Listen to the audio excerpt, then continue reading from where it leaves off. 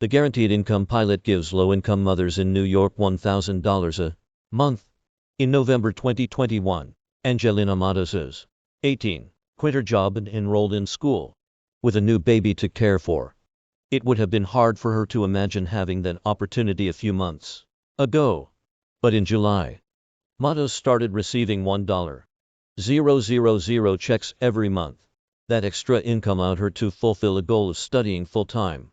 Matos is one of 100 mothers chosen by the Bridge Project, New York City's first consistent and at-scale guaranteed income pilot. Funded entirely with private money, the program targets low-income new or expecting mothers of color. Now in its 7th month, the program has already showed its ability to support mothers and is about to expand, but the organizers say any further extensions will need government support. In New York City, a quarter of children under 3 live in poverty, higher than the national average of about 1 in 7.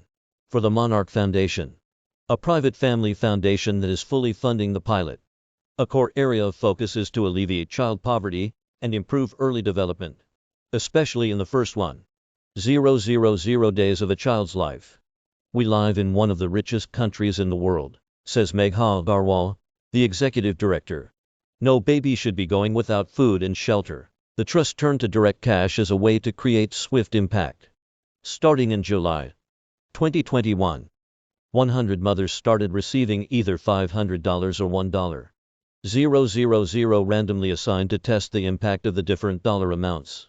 In 3 Upper Manhattan neighborhoods with high populations of Black and Hispanic residents, Inwood, Washington Heights, and Central Harlem, about half the recipients are Black and half Latino, and around 1 in 5 is undocumented. It's open to all mothers, regardless of marital status or age, but they must live in households earning less than $50,000 to $1,000 annually. It's the first guaranteed income pilot in New York City, other than a one-off Humanity Forward payout in 2020, when then presidential candidate Andrew Young distributed one-time payments to Bronx residents. Another pilot, Baby as First Years, provides cash transfers as part of an ongoing scientific study on how poverty affects children's brains, but also works in New Orleans, Omaha, and the Twin Cities.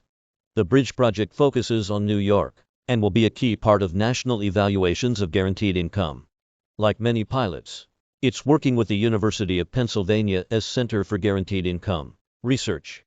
So far, the pilot's data shows that mothers are spending on food and rent, but also on Ubers to hospital when a baby is sick, or a home washing machine so they don't have to risk going to a laundromat with an unvaccinated baby. Mothers have been able to scale back on working 2 or 3 jobs, or to enroll in school, like Matos said. All the money goes to my daughter, Matos says, saying she spends it on Pampers, clothes, formula, and toys. If I have any leftover money, I'll save, or I'll help my mom out. Crucially, this is not a flexibility that most government social programs allow. They'll say, this is money that you can use on this certain type of milk, and this certain size.